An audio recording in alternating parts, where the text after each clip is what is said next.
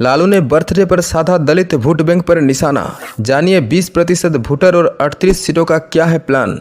RJD प्रमुख लालू प्रसाद यादव का बुधवार को 78वां जन्मदिन धूमधाम से मनाया गया। पार्टी कार्यकर्ताओं की ओर से इस अवसर पर दलित बस्ती में भोजन वितरण किया गया। पार्टी के निर्देश पर पूरे प्रदेश में दलित और महादलित टोलों में भोजन के साथ बच्चों के बीच कॉपी कलम का भी वितरण किया गया। आरजेडी प्रमुख लालू प्रसाद यादव के जन्मदिन पर पार्टी की ओर से आयोजित इस कार्यक्रम को राजनीतिक पंडित बिहार में होने वाले विधानसभा चुनाव से जोड़कर देख रहे हैं। राजनीतिक विश्लेषकों का कहना है कि 90 के दशक में ये वोट बैंक लालू प्रसाद के साथ हुआ करता था। लालू प्रसाद और उनकी पार्टी इस अभियान से एक बार फिर से अपने पुराने वोटरों को जोड़ने का प्रयास कर रही है। आरजेडी प्रमुख लालू प्रसाद यादव ने इसी दलित वोट बैंक की बदौलत 15 साल तक शासन किया। लालू यादव सत्ता में रहते हुए खुद को दलित का सबसे बड़ा हितैषी बताते थे। इसको गोलबंद करने के लिए लालू प्रसाद दलित बस्ती में जाकर उनके बच्चों को स्नान कराने से लेकर दलितों के साथ भोजन करने तक का काम करते थे।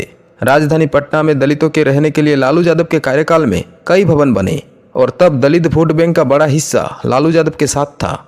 लालू प्रसाद के निर्देश पर पार्टी एक बार फिर महादलित बस्ती में अपना कार्यक्रम कर रही है। दरअसल बिहार में दलितों की आबादी करीब 19 से 20% है। बिहार में विधानसभा की 243 सीट में 38 सीट सुरक्षित है। इस तरह बिहार में दलित मतदाता सत्ता बनाने और बिगाड़ने की ताकत रखते हैं।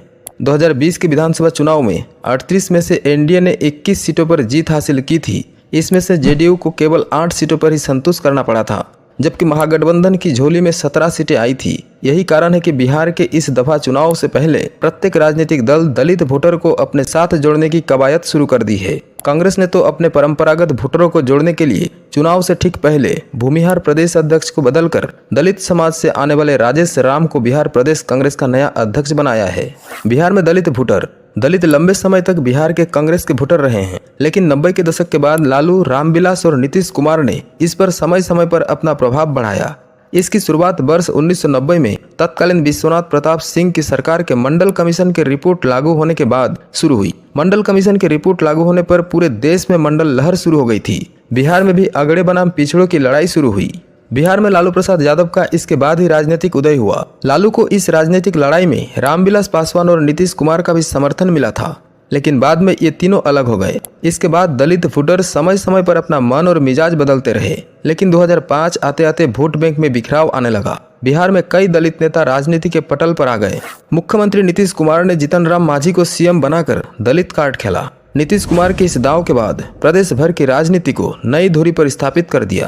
एक नजर दलित वोट बैंक पर। बिहार में 18 से 20% आबादी दलितों की है। दलितों की कुल आबादी का 31.3% आबादी चर्मकार जाति की है।